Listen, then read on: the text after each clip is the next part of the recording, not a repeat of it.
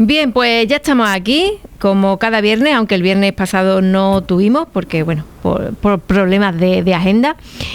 Y buenas tardes, Andrea. Buenas tardes, ¿cómo estamos? ¿Qué tal? Bien. Bueno, Esto es lo que cabe bien. Aquí ya sufriendo las temperaturas estas, nuestras, pero bueno.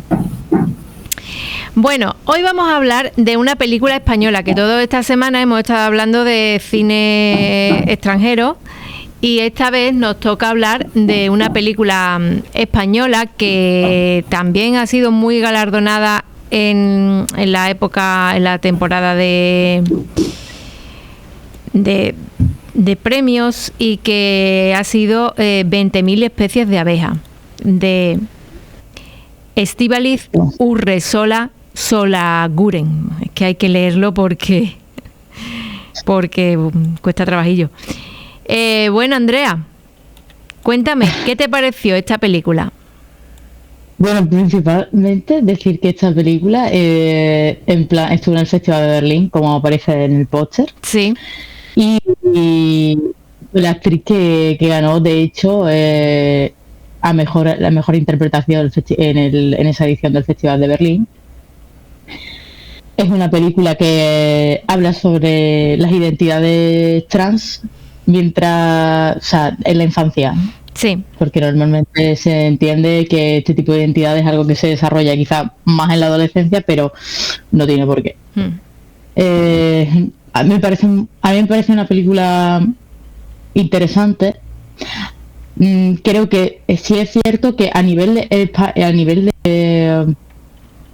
nacional, a nivel España, sí, no creo que es la primera película que habla de este tema desde la mirada de los niños y también un poco desde la mirada de los padres de no comprender al hijo. Pero también es muy curioso que esta película entra mucho en la última corriente del cine español, que normalmente está dirigida por mujeres, como si no me equivoco, esta película también está dirigida por una mujer. Sí. Que yo lo llamo retiro espiritual en el campo, porque casi todas las películas de esta tipología suceden en un entorno rural. Sí. Donde se está aislado de la sociedad un poco. O sea, teníamos películas como Verano 1993, es que no lo sé decir en catalán, pero también tenemos Alcarrás, Tenéis que venir a verla, que son películas españolas que surgen sobre todo en la zona rural de España y que pues es bastante novedoso porque, para quien no lo sepa, la mayoría de las pelis en España son o Madrid o Barcelona, entonces es curioso ver este tipo de narrativa fuera de eso. A mí la película me gustó mucho. Es verdad que en ocasiones puede ser un poquito lenta, pero yo creo que es que la historia es que tiene que ser así. La interpretación de la niña es que no hay palabra. Magistral, magnífica, brillante, deslumbrante. Es que como una niña tan pequeña es capaz de transmitir tantísimo, de comprender un personaje que es muy complejo, y esta niña lo hace de una manera sorprendente. A mí me dejó, la verdad, sorprendida la manera que esta niña interpreta ese papel tan complicado. Por otro lado, la madre, no sé si es que la madre no la entiende o no la quiere entender. Sí, porque a mí también comprendo la frustración que tú tienes, porque a mí, cuando yo estaba viendo la película, estoy diciendo, es imposible que una persona no sea tan tonta, en plan, desde es como, te está dando todas las indicaciones, simplemente es que tú no te quieres dar cuenta, te has encabezonado una cosa que no es, porque tú puedes decir, mi hija no es, mi hija o mi hijo no es esto, cuando sí lo es. Entonces te encabezonas ahí y como estás es el hecho de, yo sentía frustración porque como que a muchas veces lo justificaba diciendo, me acuerdo de un diálogo que decía algo así de, es que yo le estoy enseñando que no existen tantas cosas como de niñas o de niños. Ujú. Y es como, es que va más allá de eso, ¿sabes? Como Sí, llega un punto en el que tú dices, bueno, es que simplemente te estás jugando a hacerte la tonta. O Sí, sea, sí. estás quizás haciendo bola. Es como, hay un elefante en la habitación, pero yo no quiero mirar, no me doy cuenta de que el elefante está en la habitación. Lo que pasa es que es un elefante y lo sientes, ¿sabes? Entonces como... Pero yo, Andrea, voy a defender a la madre en el sentido en que es una situación muy difícil de asumir. Ya no solo por el hecho de lo complicado de la situación, ¿no? De cómo tú manejas esa situación. Es el hecho también de salir fuera y de cómo juzga la gente, Sí. de la sociedad, que esa niña pues lo va a tener muy difícil. Entonces yo creo que la madre como que se forma un caparazón ahí y no quiere ver la realidad.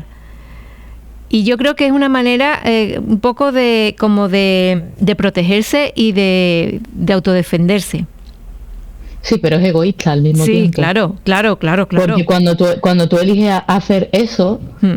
lo estás haciendo por una razón propia. Es tu razón, no es la razón de... O sea, no piensa en la niña, piensa en ella misma. Sí. Porque es como, ahora voy a tener que explicar esto, voy a tener que hacer lo otro, voy a tener que... Y no piensa en ningún momento en el punto de vista de básicamente el niño, que es como...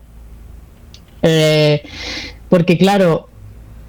Yo, evidentemente, yo imagino que desde el punto de vista de un padre, tú lo ves todo como tengo que proteger tal, tengo que hacer tal. Y a veces como que se nos olvida que los niños de por sí son también humanos.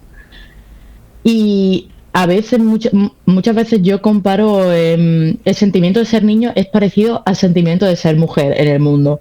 Porque estás en un punto en el que tú tienes unas opiniones, te sientes de una manera, te quieres expresar, pero nadie te tiene verdaderamente en cuenta porque eres un niño. Sí. Y en plan, básicamente, ser una mujer a cierto punto es algo parecido, ¿no? Porque como tú tienes una manera quieres expresarte tal y cual, y a lo mejor tu opinión no va a ser tomada tan en serio por el hecho de ser mujer. Sí. Pues básicamente los niños es todo el rato eso, y a veces es súper frustrante porque hay cosas que no entienden. Entonces tú a veces reniegas de explicárselo porque dices, esto es muy complicado, como tal y cual, no sé, cuando sea mayor te lo explico. Y eso quizás es una manera muy, o sea, digamos, decidente de tratar a un niño. Y sin embargo aquí, por ejemplo, en este papel es como que hay algo que es algo nuevo en el sentido de que hay un niño que está intentando explicar una cosa y el padre comienza como a entenderlo, la figura parental comienza a entenderlo, pero lo rechaza. Sí. Incluso cuando le da el visto bueno, a veces para expresarse, no es capaz de defender a su hijo. En plan, no es capaz de... O sea, la escena de, por ejemplo, creo que es si no me equivoco, una comunión. Sí. La escena. En plan, no es capaz de... porque, por ejemplo, yo cuando... yo en la película me voy muy reflejada porque yo cuando era chica detestaba poner vestidos. Sí. Odiaba, o sea, porque sobre todo las cosas como las comuniones, porque veías a los niños jugando al fútbol, se iban al parque tal y cual, y un vestido no era para nada compatible con eso. Entonces yo a mis padres les decía, yo quiero ir a la comunión de Venganito en pantalones, porque si quieres jugar a fútbol, pues me apetece jugar a fútbol, ¿sabes? Claro. Entonces mis padres En plan, al principio sí es verdad que decían, no, porque como vas a ir a una comunión tal cual así, y después cuando llegas y ves a la niña que está el vestido roto, las medias rotas, los zapatos reventados, bueno, sí, la niña tiene que venir en pantalón, porque es que si no, entonces es como una que ruina esta niña. Sí, ya mis padres como que ya les daba más igual el hecho de bueno, que se ponga lo que quiera y punto. Y es en plan el hecho de que no te van, o sea, en ese momento que tienes que rechazar tu identidad porque en plan sientes la presión de tus padres tal y cual, y en ese momento yo siento totalmente lo que sintió ahí, porque es como la frustración de, bueno, es que yo aquí que pinto, ¿sabes? En plan, porque es que a mí lo que me apetece es estar jugando con los otros chavales a jugar fútbol al escondite tal y cual, y me tengo que quedar aquí sentada haciendo el paripé de que, bueno, que hay que ser una niña, hay que comportarse bien, hay que quedarse calladita tal y cual. Claro. Y pues eso, y también me molesta muchísimo en la película el hecho de que esté todo el rato hablando, porque eso de que dice, le estoy enseñando que no hay nada de tanto de niñas como de niños, y sin embargo todo el rato está intentándole meterle los roles de género de una niña, en plan de no te pones el vestido, te tienes que poner el pelo largo, pero si no hay nada de niños y de niñas, ¿qué más te da como se exprese? Sí. Pero hay ahí una persona muy importante que me encanta, que lo que pasa que no me acuerdo cómo se llama en la película, que es la hermana de la madre, es decir, la hermana de la abuela de la niña, que lo interpreta la actriz Anne, creo que se llama, Anne Gabarain. Gabarain. Esta mujer también hizo la serie de Patria, que es una serie que yo recomiendo también a todo el mundo, que es excepcional. Bueno, pues ella es la tía de la madre de la niña. Y esta niña pasa unos días con esta mujer. Y esta mujer la deja ser. Y ella se expresa como le da la gana, nadie la rectifica, porque claro, cuando la niña, a ver, es un niño que se siente niña. Entonces, cuando él se expresa en femenino, pues ella lo deja. Ella la deja con total naturalidad, ella le sigue la conversación, y ahí en esos días, pues esa niña es muy feliz. Y cuando vuelve con la madre, pues la madre se lo nota y le pregunta a la tía que la ve feliz, que qué es lo que ha pasado. Y es que la mujer pues le había dado la total naturalidad y total libertad para que la niña se expresara y hablara como le diera la gana. Que puede resultar una tontería, pero que no lo es. Al contrario, es algo muy importante que se puedan expresar como sienten. Andrea. Sí, y además... Sí. Es que yo pienso, por ejemplo, que mi abuela, por ejemplo... Sí.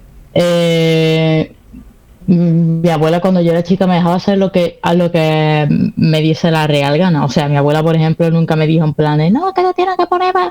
Sin embargo, en plan, es verdad que, no sé por qué, pero en plan, como que yo viendo desde mi punto de vista también, ¿no? Que como que los abuelos tienden a ser más permisivos con los nietos. Sí. Quizás con sus propios hijos no, pero con los nietos en plan mi abuela total libertad. O sea, por ejemplo, a mi madre no le gustaba absolutamente nada que yo jugase o con las espadas o con las pistolas. No le gustaba absolutamente nada. Pero mi abuela le daba igual. Entonces, si yo me compraba una pistola o una espada para jugar, pues jugaba, y a mi abuela no le importaba. O sea, no le importaba, y tampoco es que mi abuela estuviese pensando jamás está haciendo una cosa de niño o está haciendo una cosa de niña. O sea, mi abuela jamás en mi vida me dijo en plan, eso que tú haces de niño tal, jamás me soltó un comentario así, en plan de si tú quieres jugar con eso, pues juega con eso. Y en plan, la película esta también me hace mucho reflexionar en eso, porque además como que estamos en plan, mi abuela, por ejemplo, o sea, bueno, aquí en España está el caso de que hemos vivido en dictadura durante 40 años y donde predomina una ideología más conservadora, por así decirlo. Ujú. Entonces que quizás, en mi caso, que yo sé que todos los casos no son iguales, en plan, me sorprende ahora que soy mayor y que lo comprendo, que mi abuela en ningún momento me dijese, no, tienes que hacer esto, tienes que hacer lo otro, tal y cual, teniendo en cuenta el pasado Claro, que tenía mi abuela culturalmente, claro, ¿sabes? exactamente, de la educación que ellos recibieron, que fíjate, la educación O sea, totalmente conservadora, que venía también de una educación religiosa muy potente y claro, todo eso, que ahora una persona pues te acepte tal y como eres, pues es algo con la edad que ellos tienen, pues la verdad que es algo bueno que llama la atención y que a todo el mundo no le pasa eso. es que yo no sé si es por el hecho de que básicamente sientes... Porque yo, a ver, jamás en mi vida, porque uno, yo no quiero tener hijos, entonces lo de tener nietos ni me lo veo de lejos, ¿sabes? Entonces, yo no sé si es que cuando tienes nietos sientes como que de alguna manera vuelves a ser padre, por así decirlo, no lo sé, estoy haciendo yo una reinterpretación. Y al volver a ser padre, como que tú sientes como esta es mi oportunidad de redimirme, por así decirlo, Sí. En plan de ahora ya soy mayor, ahora que he visto a mi hijo crecer y como yo lo he criado, quizás quiero hacer una cosa distinta o lo que sea. Ujú. Y en plan, es por eso que tienes un trato diferente con tus nietos, no lo sé. Pero a mí, Yo creo que ahí también juega la experiencia Sí. que se ha tenido durante toda la vida y que ya a lo mejor pues no se le da importancia a cosas que antes se le daban. Y ya lo que prima es, bueno, pues vivir lo más feliz que se pueda y punto, sin prestarle atención a cosas que son, bueno, pues nada, pues que forman parte de la vida y ya está. Y aquí a lo que hemos venido, que yo siempre lo digo muchas veces, aquí también lo digo muchas veces, que aquí hemos venido a ser feliz. Cuanto más mejor y ya está. Y cada uno, pues que sin hacerle daño a nadie, pues que haga lo que le parezca. Esa es mi opinión.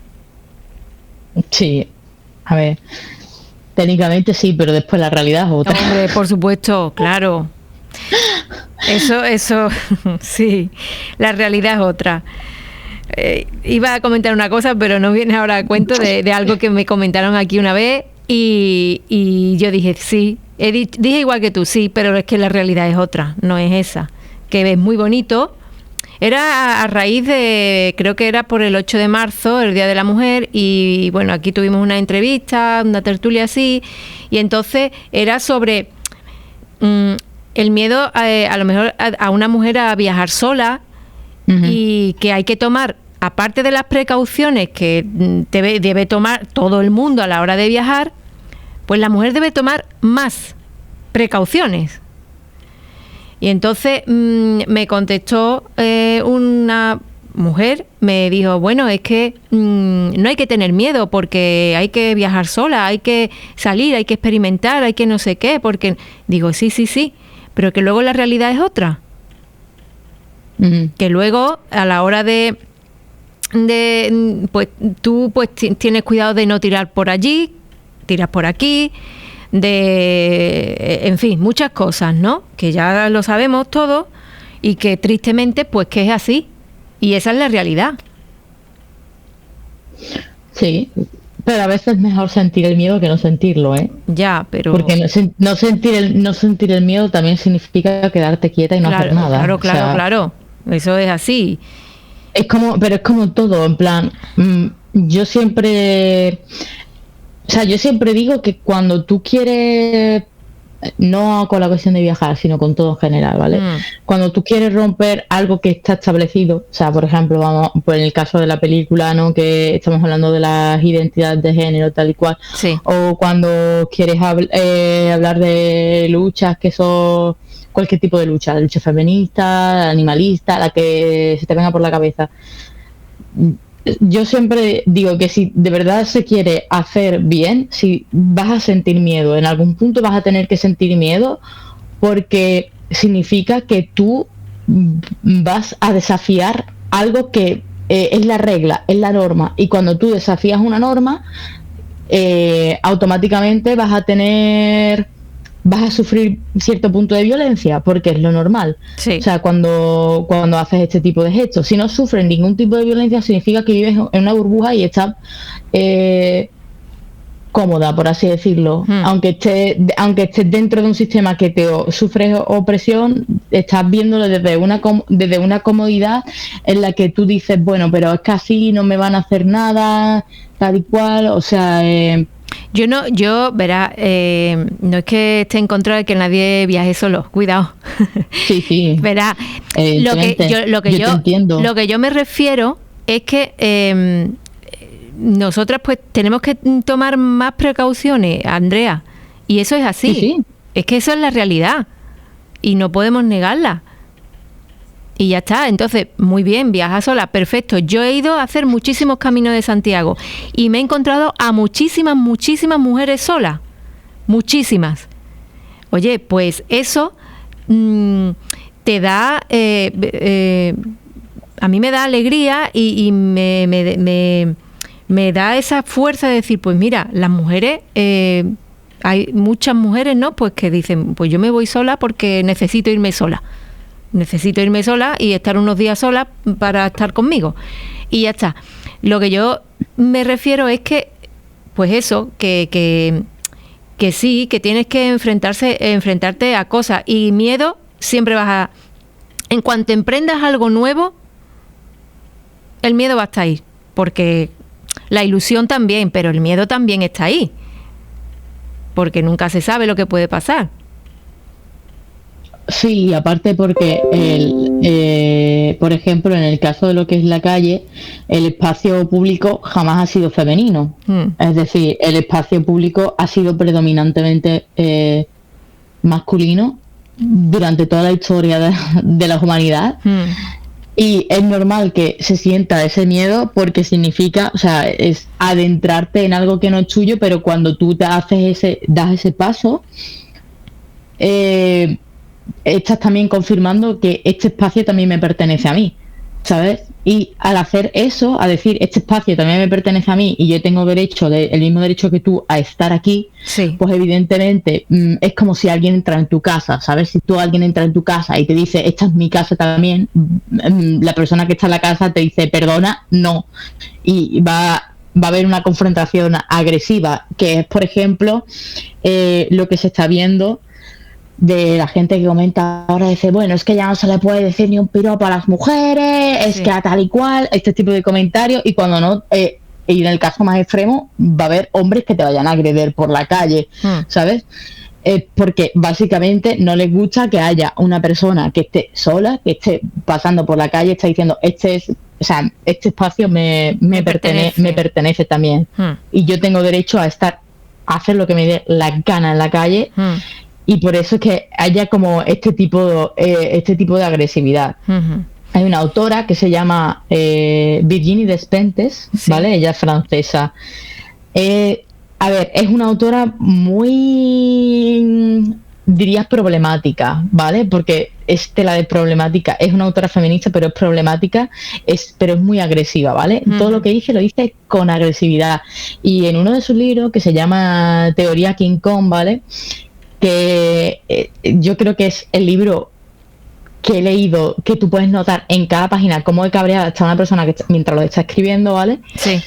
Ella dice en el libro algo así de como que ella prefiere tener el derecho a ser violada que quedarse en su casa tranquilamente, siendo literalmente una ama de casa sin sea, sin decir nada, porque ella dice que en plan el miedo de que te violen o el miedo de que te agredan sexualmente es un miedo que se nos enseña a las mujeres desde pequeñas y te dicen siempre que es mejor morir a que te violen. Entonces ella dice, vale, pero es que te violen es lo mismo que si te roban, en el sentido de te puede llegar a pasar porque estás en la calle, y es algo que te puede llegar, pero cuando tú le dices a una mujer desde pequeña, en plan, no dejes que, no sé, le hablas de la violación como lo peor que le puede pasar, cuando una violación eventualmente pasa, el sentimiento que siente una mujer es literalmente de sentirse asquerosa, de sentirse de no puedo vivir, mira lo que me ha pasado, es el fin del mundo, cuando quizá a lo mejor la narrativa que deberíamos acoger es como, vale, sí, es algo que te puede pasar, pero no es el fin del mundo, ¿sabes? Como que te roben, que te ataquen, que te agredan, o sea, te puede llegar a pasar, pero hay vida más allá de una violación, que eso es de lo que no se suele hablar en la vida real, porque como siempre está la narrativa de o sea, que lo comprendo, que la actitud está de hay que acabar con los violadores, hay que matar a los violadores, tal y cual, es muy agresiva, pero nunca se para a pensar de, bueno, y ¿qué le tienes que decir a una mujer que ha sufrido o que va a sufrir una agresión sexual cuando tienes esta narrativa que es súper agresiva contra la violación, tal y cual, que lo comprendo porque es algo horrible, pero tiene que haber también una manera de hablar de la violación que sea como no natural, porque no es algo natural, pero como algo que te puede pasar y de lo que puedes seguir haciendo una vida completamente normal, a pesar de eso, de la misma manera que si alguien te mete una paliza, tú vas a tener un trauma y vas a tener ese hecho de ¿por qué me ha pasado esto a mí cuando estaba en la calle? Vas a necesitar ayuda, acompañamiento, tal y cual, pero no existe esa misma narrativa que hay sobre la violación de género de no, es que una vez que te violen se finí, en plan, se acabó tu vida, no sé si me explico, es como que tiene que haber algo más. Sí. Nos tenemos que ir, Andrea. Bueno, que hoy hemos hablado de 20.000 especies de abejas, aunque luego ya hemos empezado a hablar de otro tema, se nos ha desvirtuado un poquito, pero bueno, estábamos hablando de 20.000 especies de abejas. Bueno, Andrea, que nos tenemos que marchar, que muchísimas gracias una vez más. De nada, hasta la próxima. Hasta la próxima.